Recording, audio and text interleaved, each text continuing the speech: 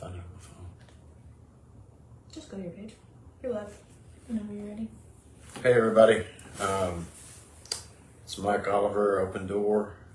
We promised last Thursday we would have another one, so here it is. We asked for questions throughout this week to ask. Sorry, I'm looking at my phone. Hey Carl, to ask, and I've had several people reach out and want to ask questions anonymously.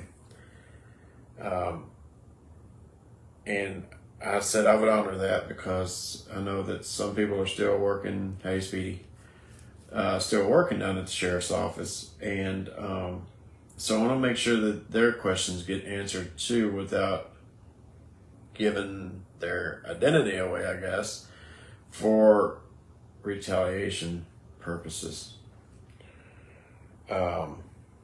So I will definitely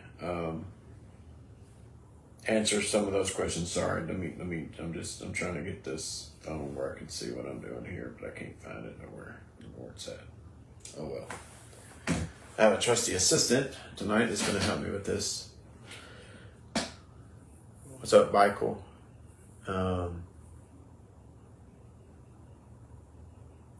Is there any way to get this blue thing out of here? It's blocking everything. Oh, cancel that. Hey, Lauren. Hey, Lisa. Can y'all hear me okay? Thumbs up? Thumbs up. Hey, Memphis. How are you? Memphis is my son. He's 3.5 years old. Jesse. Hey, Jesse. Oh, there's the first question. Okay, we got a bunch of thumbs up. Hey, Corey. Let me get back to this question here if I can. You want me to read it? Huh? Jesse James, do you think SROs should have body cameras? Do you see that as a waste of money since there are already an abundance of cameras in the schools? From experience, when I was in investigations, we viewed a lot of camera footage through the schools. The problem with those cameras is there's no sound. A lot of times there may have been a verbal argument back and forth that may give or shed some light as why the situation went one way or the other. Personally, I have no problem with body cameras because, to be honest with you, I think they, if you have nothing to worry about, if you're doing the right thing, if you're doing your job, then you don't have to worry about them. When I was in K-9, I actually bought all the canines, all the dogs that actually went on the dog harnesses. It was a 360 camera view that gave a 360 view of what our dogs were doing, and they worked really well. So I have no problem with the body cameras at all. You want one of our anonymous questions? Yeah, let me get an anonymous question. So, Okay. Anonymous question. The current OJI program allows the agency to take one of your personal sick days for every 3 days you are out after being injured in the line of duty. Do you think this is fair to the employee? And if not, would you work on having a better program for deputies injured in the line of duty? well, I was involved in, I had a workman's comp deal that I was under when we had workman's comp. It wasn't OJI back then. And to be honest with you, that is a county policy or a county deal. It's not just the sheriff's office. I think it's a good thing that if you get hurt at work, you probably shouldn't have to use your own sick time to take off. That's just my personal opinion.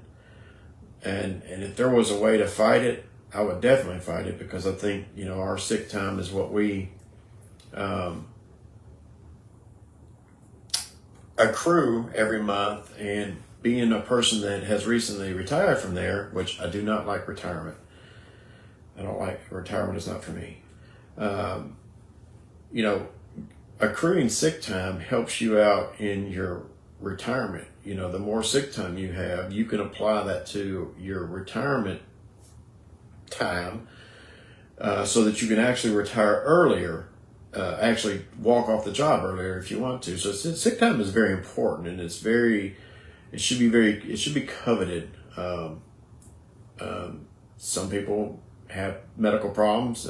Some people have family members with medical problems, and I get that. But if there was a way of fighting it to get rid of it, I would probably look into it. Yes. Do you want one more anonymous? Yeah.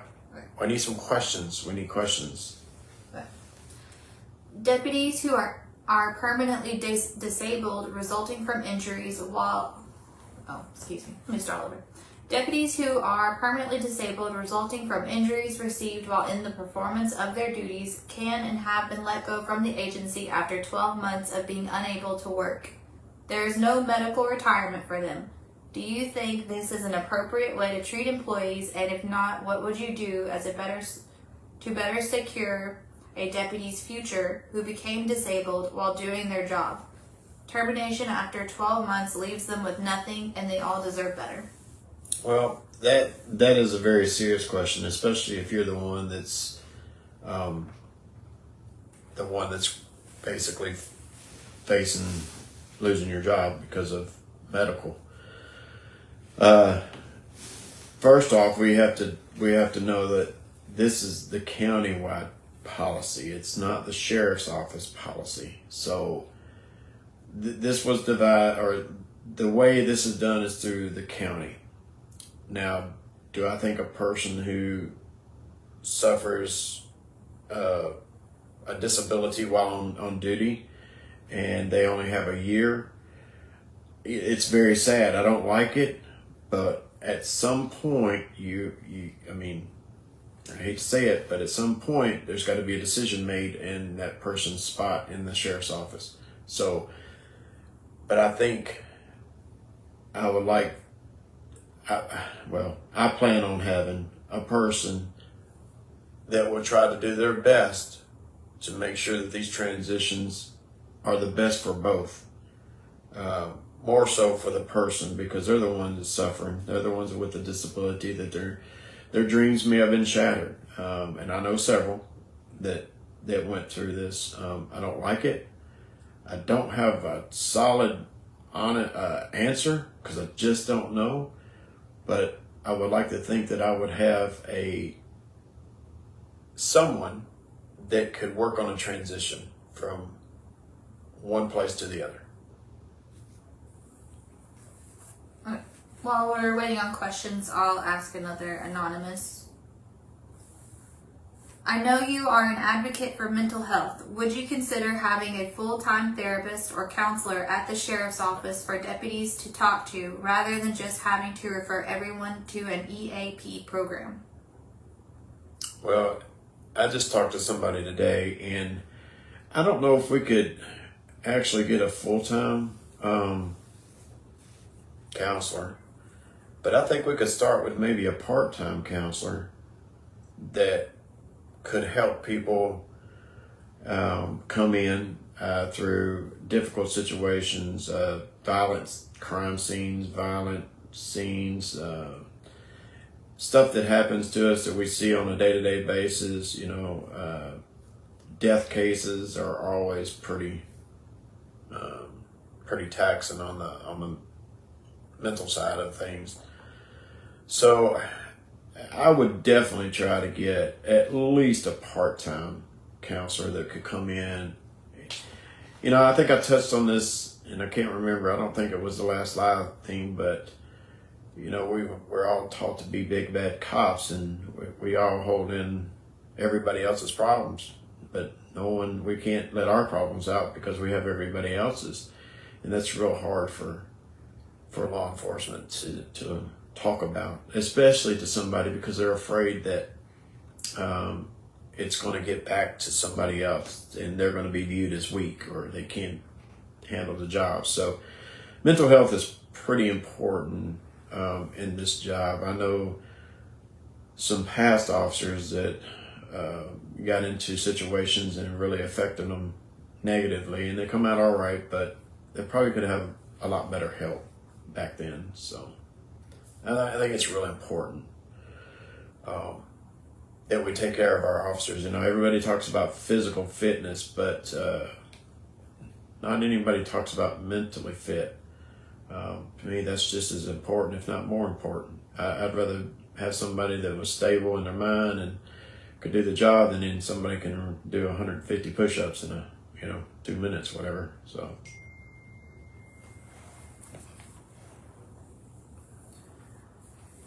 Okay, so while we're still getting more people.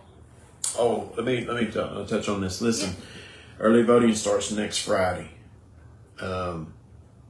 I would love for every one of y'all that could reach out to your friends and family.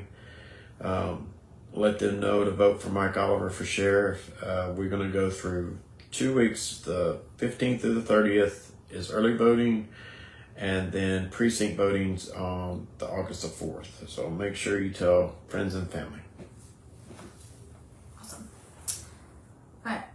What's the number one thing you want to change as sheriff of Montgomery County? Community relations.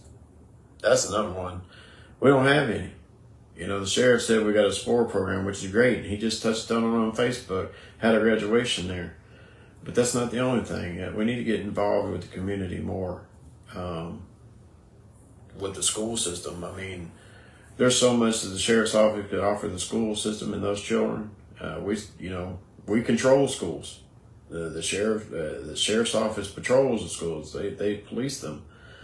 So I know some SROs that had great programs for their kids and were great SROs, and I think we could always improve on that.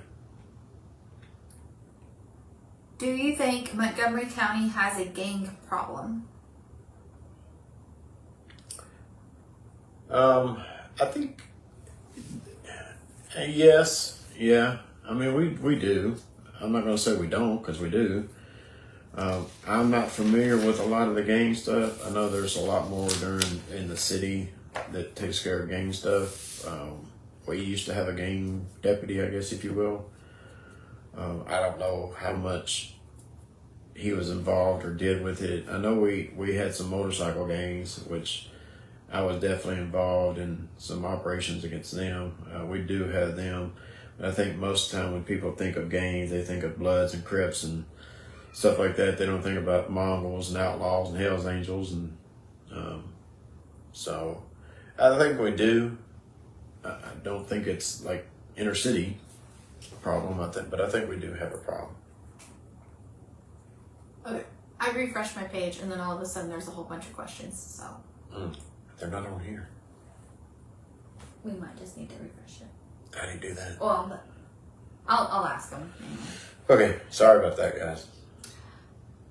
Brandon Thies. For those who have either quit the agency with no proper notice, abandoned their post in the middle of their shift and walked out, or failed to make it through the agency's field training program, have been rehired to the or failed to make it through the agency's field training program, have been rehired to the agency in positions that many deputies have attempted to transfer to for years, i.e. court, warrant, and other areas outside the detention area. Is this something that under your leadership will continue to happen within the agency? Not if I can help it. No, I mean,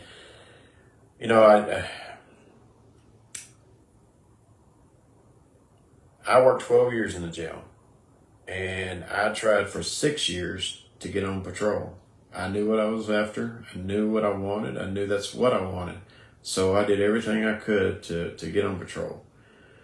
I know how hard it is to be in a position that you don't really want to be in, and you've got a goal that you've got set, just like sheriff. I had a goal since the 90s to be the sheriff, and when I talked to Fuson and told him that I was running for sheriff, he said, well, I've never heard that. And I said, well, you didn't think I was going to tell you I was going to take your job.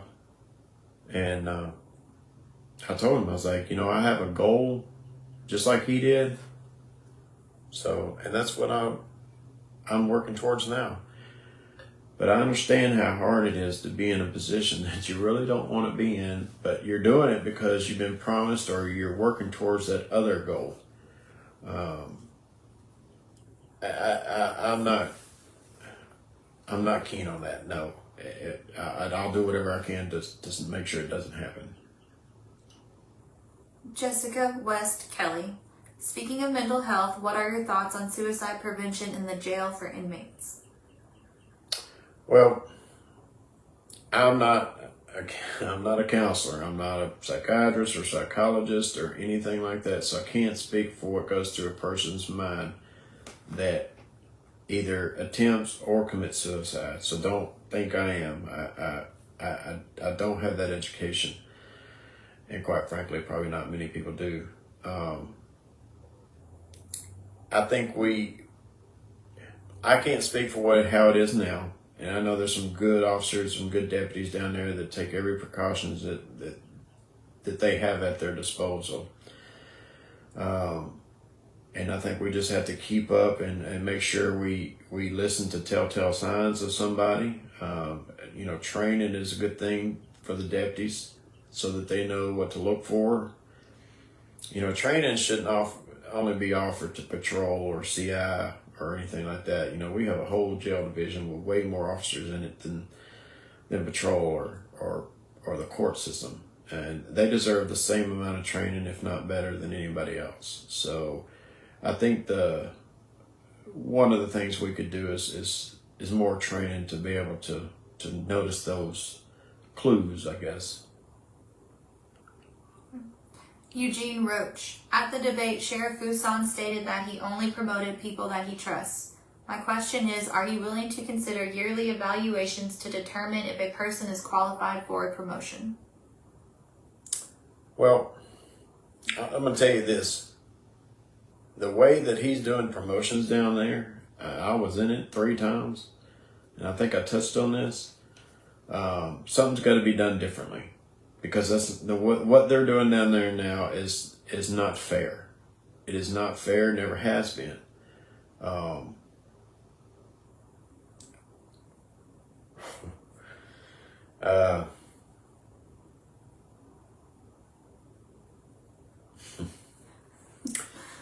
I want to be honest, and I'll tell you this. I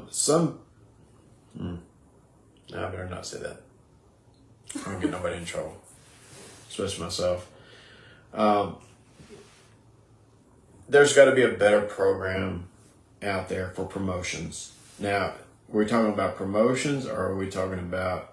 She said promotions, not transfers. To determine if a person is qualified for a promotion. So I think it might mean, are they fit for the position they have? Well. Or fit for a promotion. Well, he's got one down there that wasn't fit because he quit and come back a year and 4 days later. So I know I will have a better command staff than that. It's got to be definitely based on their dedication, how they've carried themselves. And quite frankly, I want people that's going to have my vision, it's going to have my back and what I think should be done down there, not what they think should be done. So it'll definitely be a different promotion process, I promise you that. I feel really goofy reading this name, but Basin Josworth. Would you consider adding pay incentives like other agencies, i.e. degrees, specified training, courses? When I took over K9, we started and we had a pay study that right shortly after that, then I got all the K9 handlers a differential pay. But I would love to be able to get differential pay for education, for specialized services, different units, and possibly midnights. I mean, if we can. The problem is when you start doing these differential pays for stuff, if you got somebody on midnights and then they do a bump and they come back to days, and then, what are you supposed to do with the pay scale that they had on midnights. I don't know how to address that, but for education, sure, I would love to be able to see that happen, and it may be something that I can get done. Okay. At least an incentive program. We don't even have an incentive program down there. For some reason, my questions are not populating. So this question was there, and now I can't see it anymore, but it was to the nature of how many people die in the jail and it's never revealed. So it was some wording like that. And apologies if I didn't say that right. Last name was Wooten.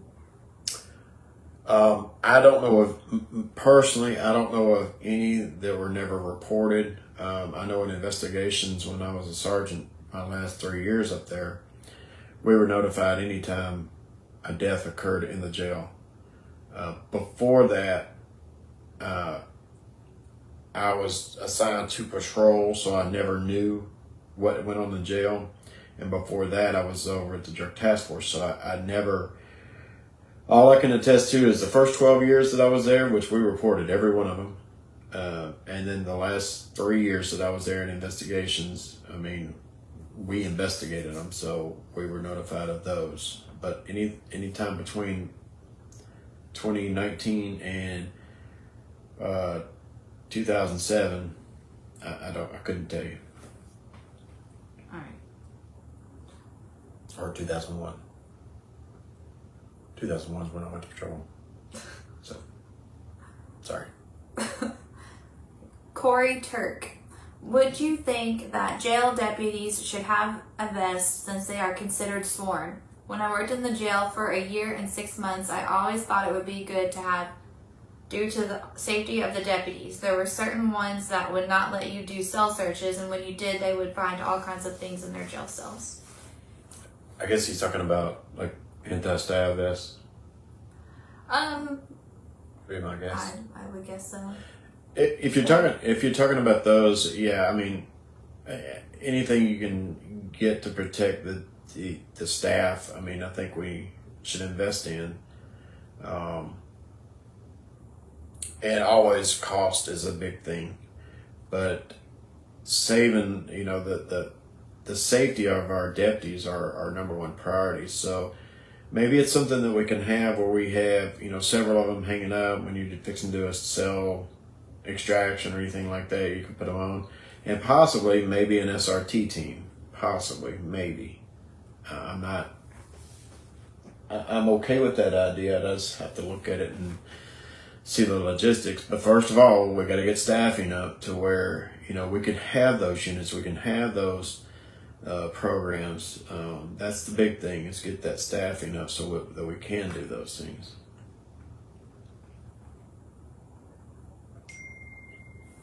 Okay.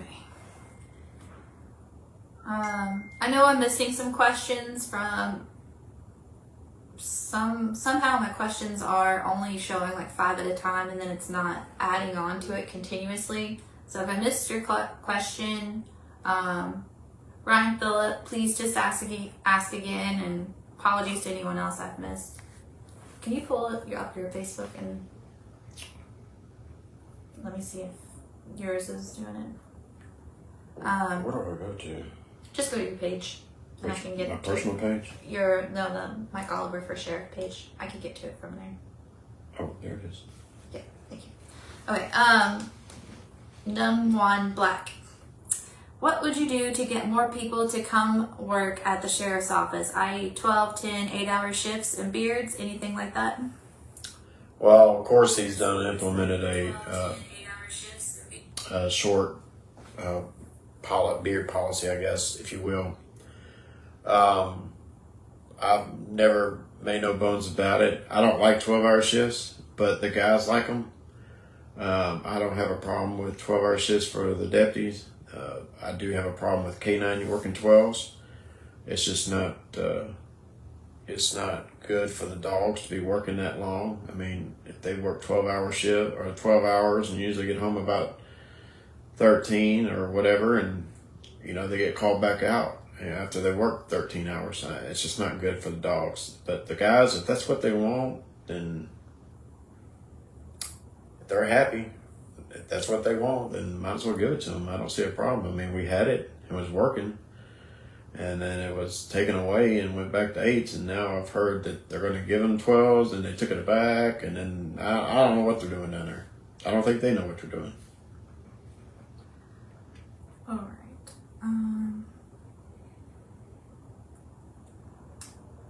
Okay.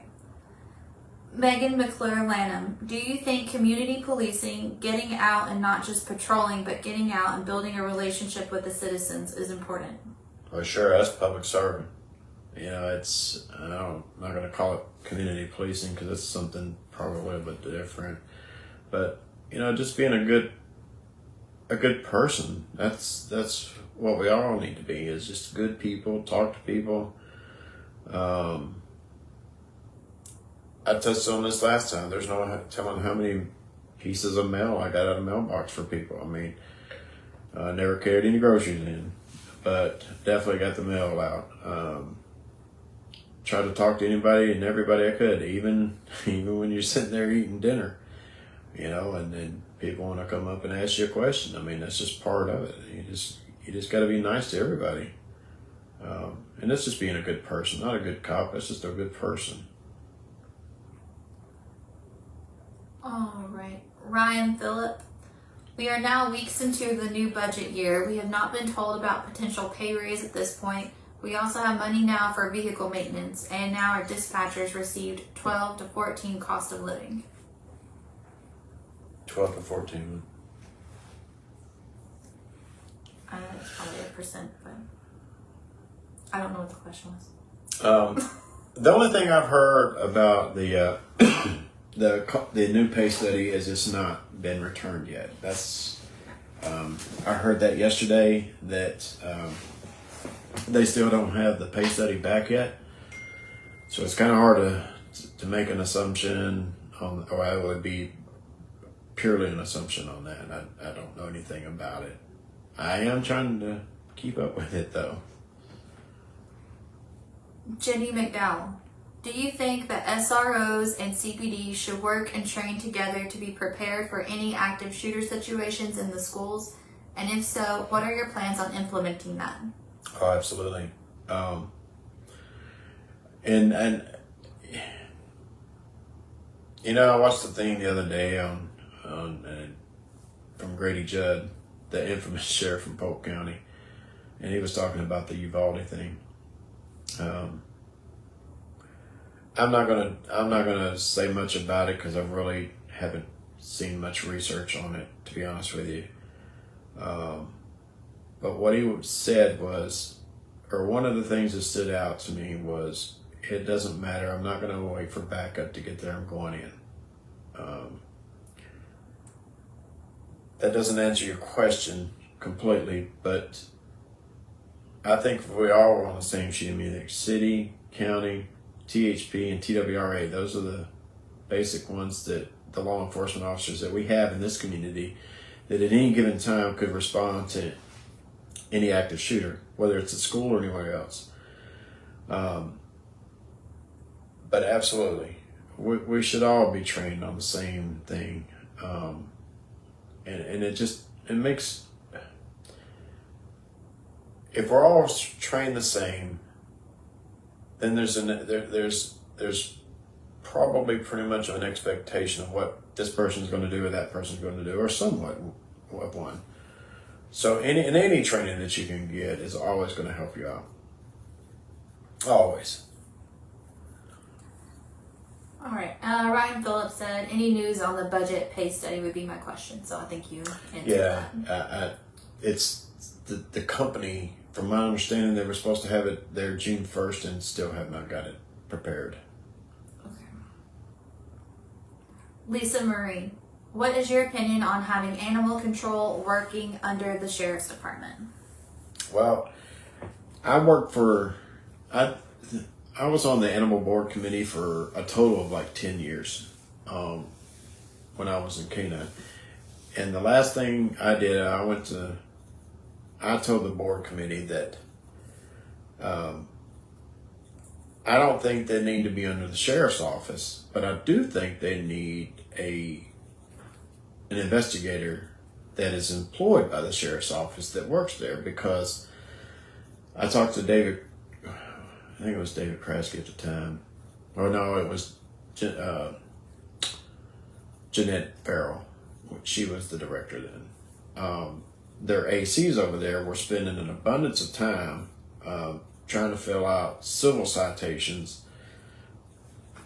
for dogs at large or whatever the offense was. I proposed, sort of like our environmental sergeant, is to have a sworn deputy investigator at Animal Control that handles all of the criminal aspects of it, so that would free up the ACs to do, and those, or ACOs, Animal Control Officers, that they could go out and you know, pick up the strays or do whatever those things they do. And I wouldn't have a problem with it, but I think that would be a better fix for it, is that having an investigator over there that could take care of all of the court stuff, all of the criminal citations or civil. So I wouldn't have a problem with it. I think that would be a better fix, and I think that would be better off.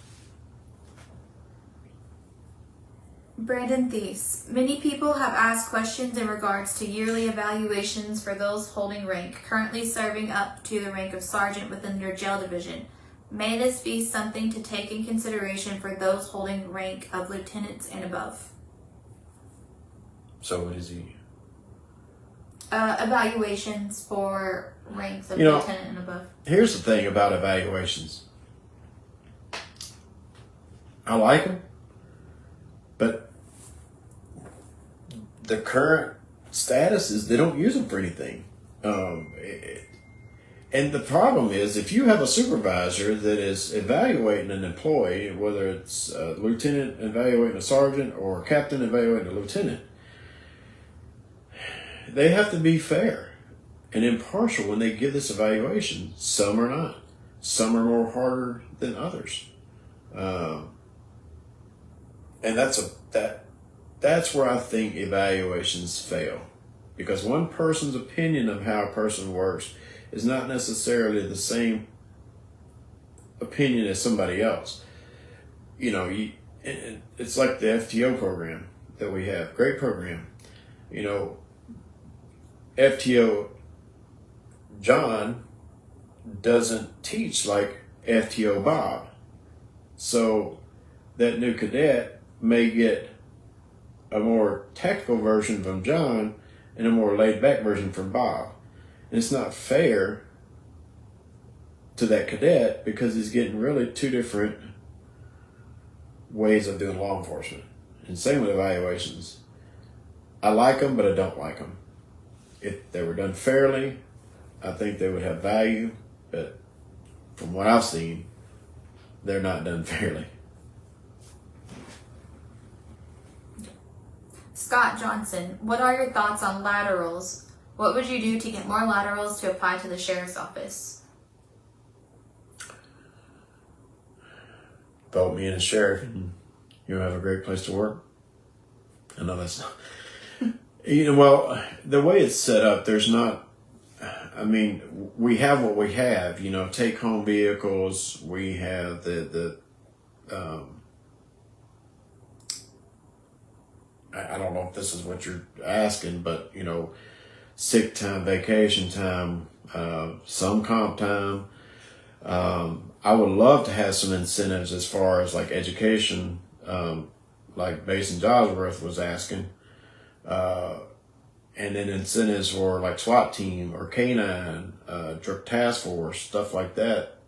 Incentives to bring good people over.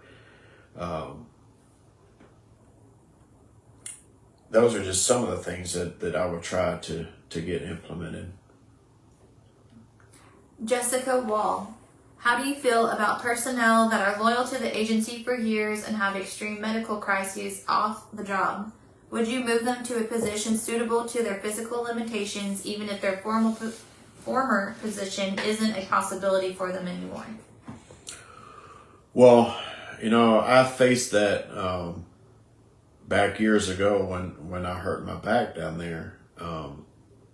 I was looking at, because I didn't know if I was going to have to have surgery. I was in the hospital, or I was out of work for like a month. Luckily, my stuff healed up. Now, I know what you're talking about, and I've had the same problem as you had. I had a stroke in 2019, and things were going through my head that I was not going to be able to take care of my family. The two things that went through my head on that helicopter ride to Nashville was, how was I going to take care of my family? Because I had a 3-year-old or a 2-year-old.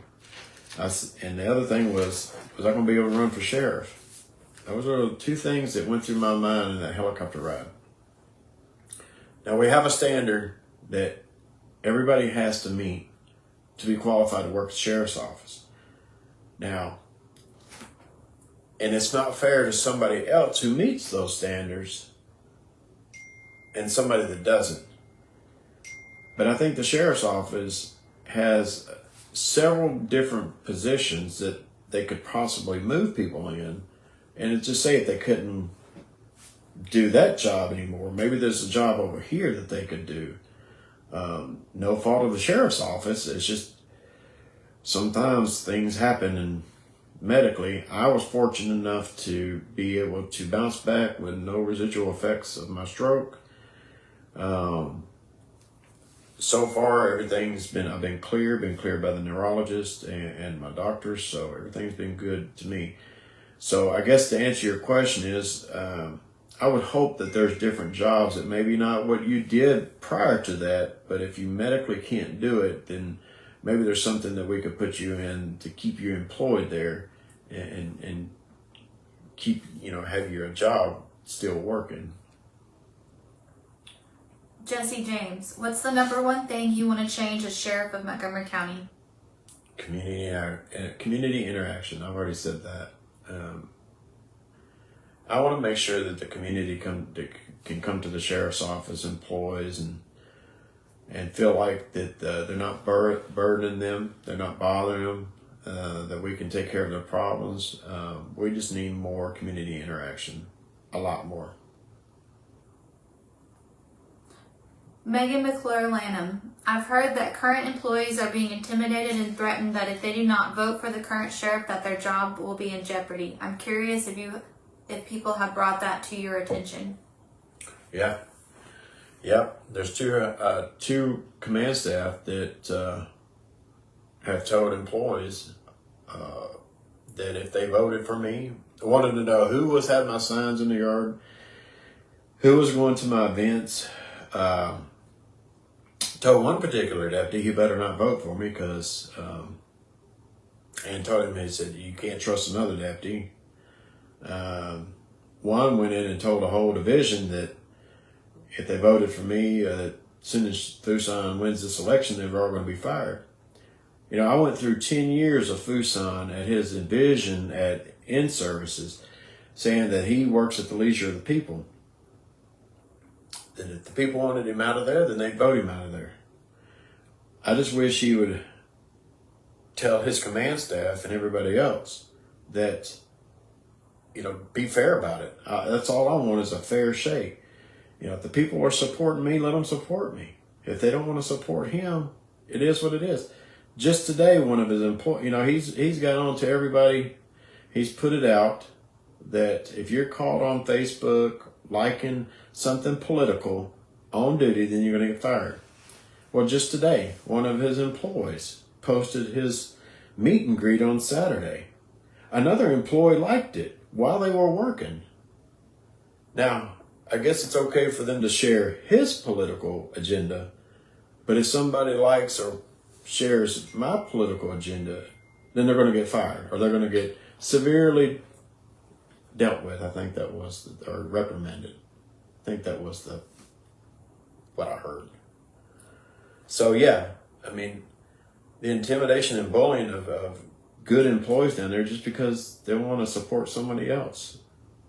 I think he should live by his own rule, let the people decide. And they're going to decide. about 27 days or 28 days. Okay, I'm going to ask another one of our anonymous questions. What's your opinion on who should fund and run a juvenile detention center in Montgomery County, private or government?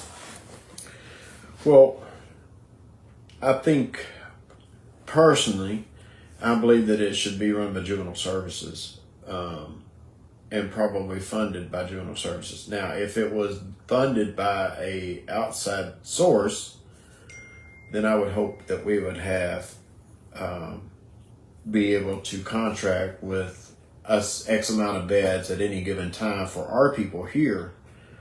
But when you're talking about a juvenile resource center, which I've said it, it's, I've always been in favor of one. You're talking about mental health professionals. You're talking about food service. You're talking about medical needs, staffing 24/7, transportation. So as the sheriff, it wouldn't bother me either way who funded or ran it.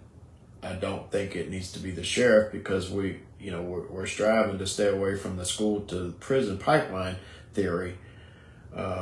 And when you have the sheriff's office overseeing anything, it's always viewed as jail or prison. So, Michael Barra, can we get more patrol in the Fredonia area and Lock B North for all these people speeding? yeah. Well, Fuson has a traffic unit per se that usually when people call in and give them an area, then they'll usually send a deputy out there. The problem is sometimes they just can't catch the ones that are speeding, and we don't have enough people to dedicate. That's one of the problems with the 8-hour shifts, that you have about 5 or 6 deputies on a shift at any given time. And if they're busy that day, if they're running calls, calls come first. Then you have mental runs factored in, a juvenile run, or whatever that comes up on calls. Then it's hard to get a person. Under 12-hour shifts, it would be a little bit easier because we have more people working at one time to maybe send an officer out for a couple of hours, target the speeders in that area, and maybe stop them from doing that over there. Barbie Ann, Mike Oliver, who services your fleet? Where are parts bought from? I offered the mayor 35% off costs. CPD gets 25% from a vendor that buys from us. Would you sit down with me if elected to save your department money on your fleet parts? I have all of Metro and working on Robertson County fleet. Oh, sure. I mean, that's the whole thing, is being good stewards of the county money.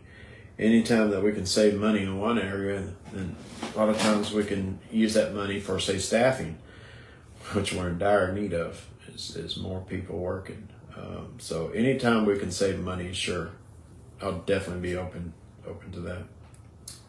Ryan Phillip, currently they do evals on deputies each month. However, I've not seen a single one of those. What's the point of the eval if you don't know what's on it? Yeah, I touched on it earlier. I mean, sometimes they're not done fairly. And to be honest with you, I was told that they use them for promotions or transfers. Like if a person wanted to go to CI or a person wanted to go to SRO, then their supervisor would take that evaluation and give it to the person or the unit that they were trying to go to check out, see what kind of person or what kind of deputy they were. The problem is you may get a supervisor that don't like you for some reason. Or you might get one that really likes you. I don't know. It's just I don't put a whole lot of faith in the evaluations, to be honest with you. Eugene Roach, it seems that personnel files in the past have a tendency to either have items deleted or totally removed from their files prior to promotions to enable certain individuals to advance. How will you deal with files being tampered with? I've heard that too. And I've heard it over the 30-something years that I worked there. And They used to be an open door. I mean, anybody could walk in there. They tried to keep them out, but there was always a way in. Then they locked it up. I don't know how they do it now. I don't know where it's kept. I'm not sure where they keep all the personnel files, but absolutely, I mean, that is something that needs to be held under lock and key, I think, is personnel files. And the problem is, a lot of times when people are disciplined or anything that happens is never put in their personnel files. You know, they always said, well, we can't do anything to anybody unless we have basically evidence, I guess, to discipline them, or to, if termination gets warranted. I mean, if you don't have the stuff to back it up, I mean. Michaela K. Luptic. Does the FTO program have a SOP so everyone learns the standards? Supposed to. They did when I was down there.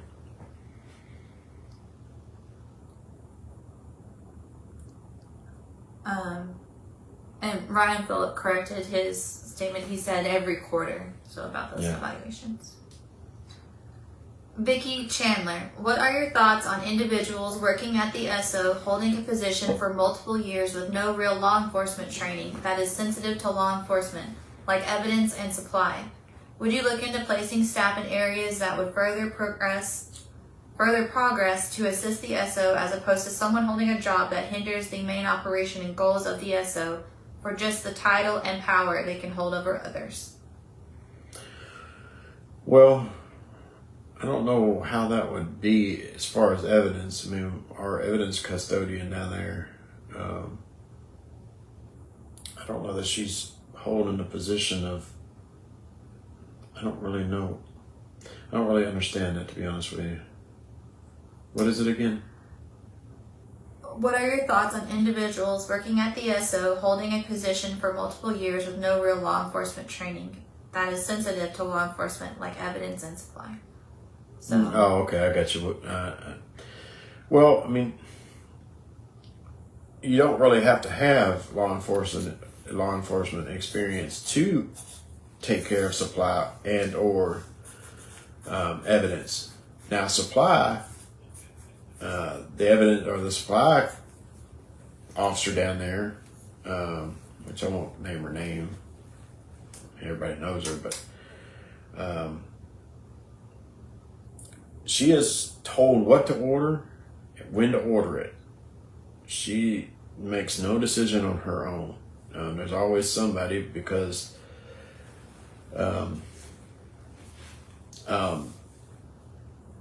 she has to be told by her boss. Well, me as a supervisor, if one of my people wanted anything, then I would have to fill out a request form to give to her. And then if it was approved by her boss, then they would get the equipment. As far as evidence goes, you don't have to be a law enforcement trained, or you don't have to be a certified or a commissioned cop to do that. What you have to do is follow the standards of evidence custody, and make sure you follow those according to TBI or whoever sets the standards. So I don't know if I really answered that, but. Second question from the same person. What are your thoughts on deputies that have proven themselves, loyal to the sheriff's office and keep getting looked over because they aren't buddy-buddy with the administration? Yeah, that goes back to the promotion thing earlier. And that happens. That's happened with Fuson for several years now. I've got an idea of what I plan on doing as far as promotions go. I'm not going to put it out here, but I've got a plan that what I want to do. And I think it's going to be about the fairest way that can be done. I used to talk to people about what is the fairest way to promote somebody, and they all said this, that, this, and that, this, and that. And really, if you look at it, seniority is probably the fairest way. You've been there the longest, you get the job, but that doesn't get you the best person, and I know that. So it's kind of a trick question, but I do have an idea, and it's not just seniority, you're going to get promoted, but I do have a plan on what I need to do to get a fair promotional process in the sheriff's office. Been through many promotional boards. I touched on it last time that 2 guys down there that wasn't transferred or promoted, whatever you're going to call it, because they were in the National Guard. So good people are being looked over because they're just not popular or they made somebody mad. And to be honest with you, I want somebody that does a really good job for me, that knows what they're doing, level-headed, can talk to people. You can do all the push-ups in the world, but if you can't talk to somebody, then probably not going to go far in law enforcement. Dwight Jemison. Mike, explain to me, all the years I've been here, I've never seen anything on social media dealing with the sheriff's department. Why now that it's election time? That's the way it always happens. There's deputies. Let's put it that way. I don't know if they're guys or girls, but there's deputies in the sheriff's office that don't know who the sheriff are, that never met him. And during election year, he's going to portray himself of being this and doing that, and he's just really not. You can go down there and ask the jail people, how many times have you seen him down there?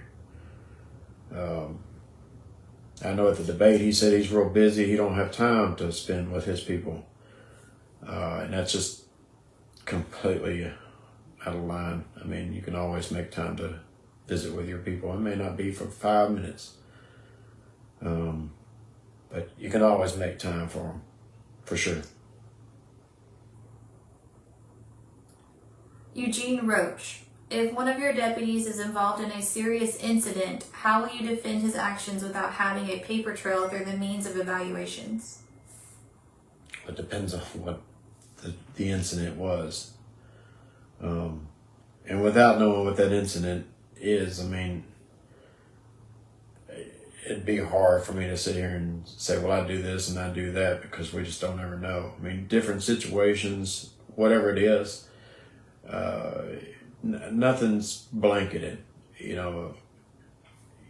have to take each incident, whatever it is. If it's something that they done criminal, if they done something unethical, you have to take them at face value for each one. There's no way I could sit here and just say, well, I do this for all of these and I do this for all of them, because that's just not the way it's going to work. Okay, I'm going to ask another anonymous question. Both candidates have stated their command staff has to be people they trust. With that being said, how do you plan to ensure cronyism doesn't occur? Well, in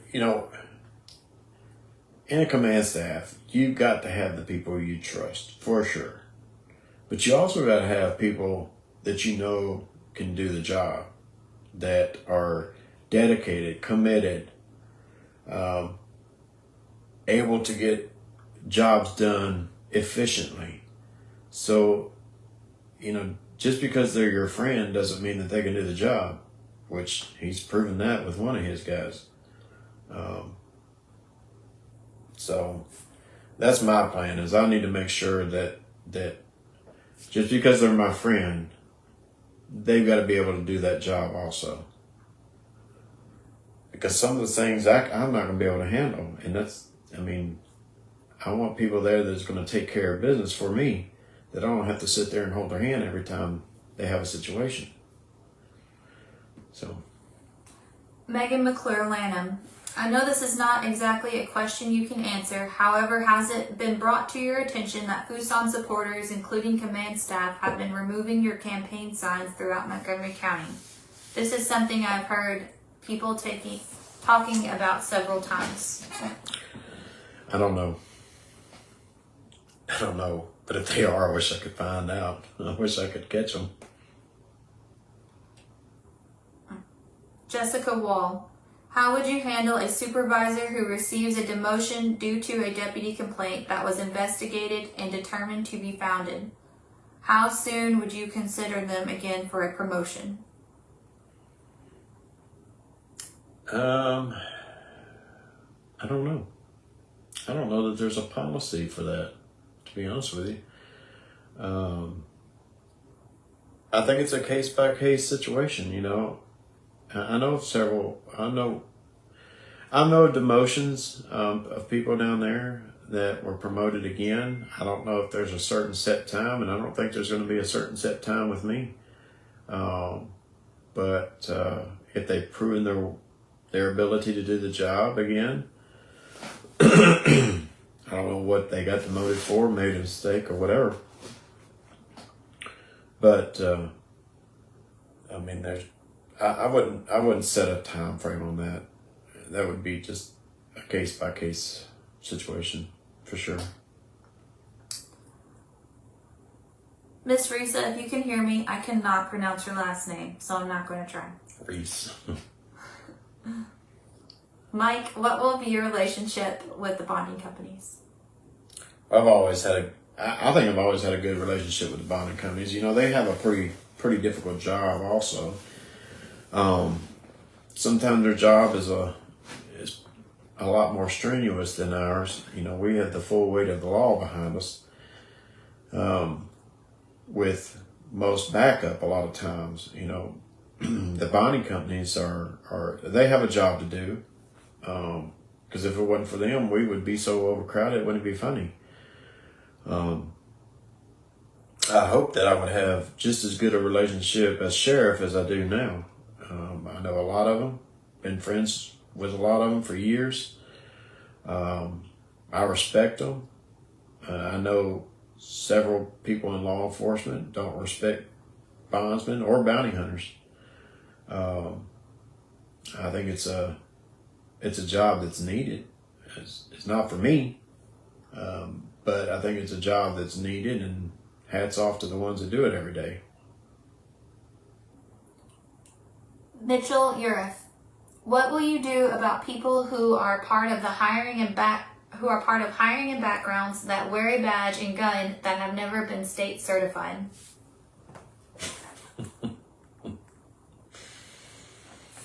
Oh, Mitchell. I plan on making sure, because you know the personnel, they're the ones that are recruiting the people in that are going to be the brothers and sisters of the department, the people that are already there.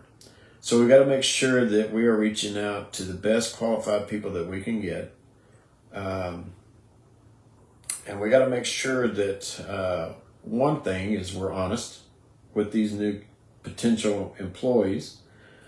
We need to make sure that they know exactly what they're getting into. I had one guy that I was on the promotional board, and he stated that he just didn't know what being a cop was about, a patrol. It just wasn't for him. You know, so we need to make sure that these new candidates, these new potential employees, know exactly what it is that we're asking them to do for law enforcement, for the county. It's not just riding around in a cop car. It's not opening and closing cells every day. It's a lot to it. It's a lot more than just that. So I plan to address that, Mitchell. Trust me. Okay. We'll do maybe like 2 or 3 more questions because it's getting close to that time. Yeah. Corey Turk, what would you do about certain deputies that tell you to do your time in the jail and then turn around and lie to your face? I was definitely lied to, and one of the reasons why I left a year ago. Yeah, that's one thing I hate, you know. And I know that some people are told, you know,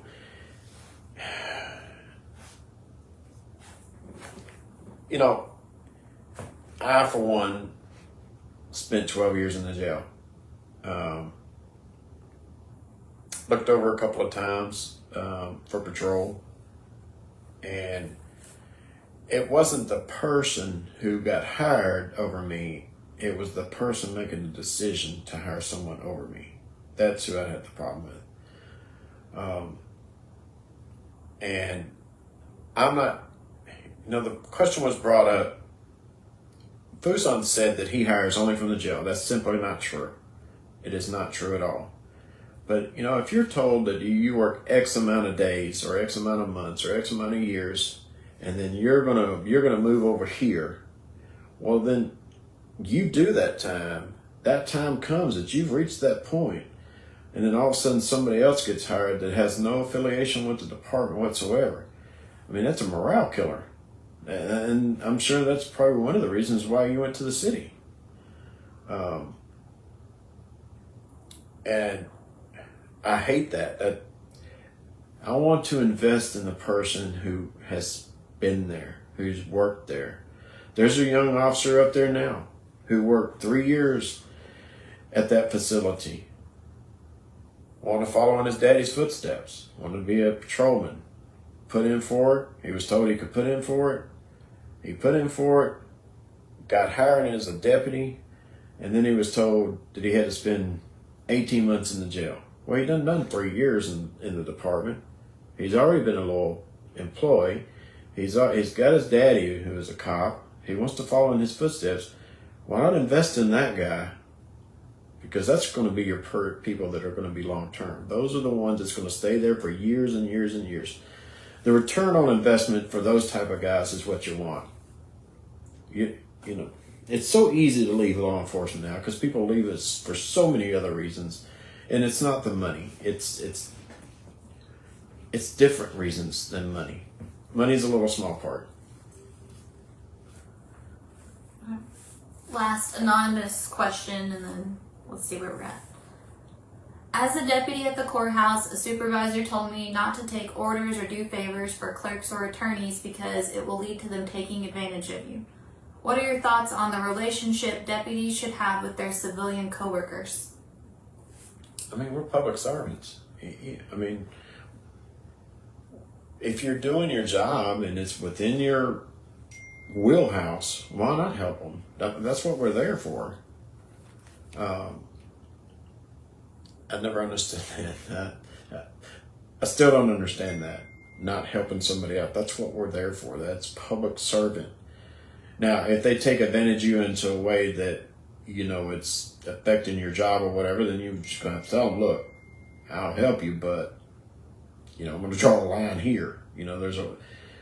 Just doing it out of spite, that's not cool with me at all. Not at all. Ryan Phillip, I like seeing all of these adjoining counties and agencies posting about drug arrests or likewise. Is this something you would support? Oh, yeah. Some of the things with drug task force, you can't post that stuff. That's long-term investigations, has to deal with a lot of different agencies, but street level, absolutely. Give those deputies on the road a little accolade, for doing a good job. Get their name out there if that's what they want. If they don't want it, well then, we can leave the name out and we can put the suspect's name in there. But absolutely, I don't have a problem with it. I think it's great. And it also lets the community know that we're actually working. Brandon Thies, for the 9 years of service being employed with the agency, recognitions for actions and service have been slim to none. In the last few months, the agency seems to have flooded with recognizing deputies and posting as much as they can on their multimedia pages. Do you believe that this is due to the election and that the current sheriff attempting to show the public a view of the agency that hasn't actually taken place in years, or the attempt for the agency to actually wholeheartedly show true recognition for their deputies? That's election year, man. That's what's going on. It's election year. I can promise you that. Why else wouldn't he be doing it before now?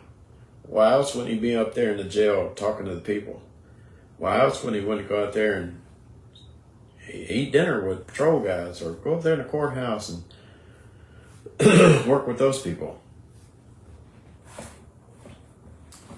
All right, last question, because we are a little past our time, but sorry if I mispronounced his name. Ajima Vatomic. I'm not sure. It's Omega. Omega, how are you? Oh, well, it is spelled differently. It's is backwards.